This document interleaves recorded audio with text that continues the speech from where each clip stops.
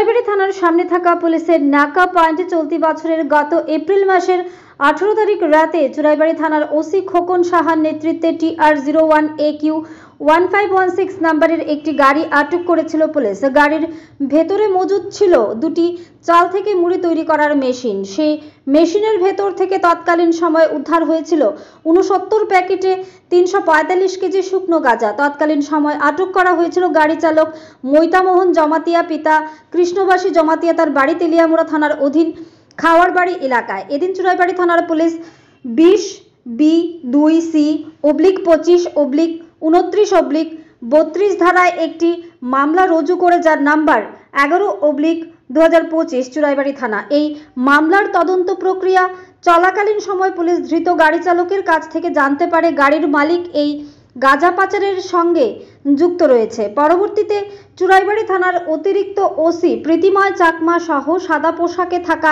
এক টিম গোপন খবরের ভিত্তিতে পশ্চিম জেলার এয়ারপোর্ট থানার পুলিশের সহযোগিতা নিয়ে এয়ারপোর্ট থানার অধীন আঙ্গননগর গ্রাম পঞ্চায়েতের 4 নং ওয়ার্ড এলাকা থেকে গাঁজা পাচারের সাথে যুক্ত থাকার অভিযোগে গতকাল রাত TR01AQ 1516 নম্বরের গাড়ির মালিক ননিব্রত সরকার, বয়স 46, পিতা মৃত সচিন্দ্র সরকার নামের ব্যক্তিকে গ্রেফতার করে চুরাইবাড়ি থানায় নিয়ে আসে পুলিশ।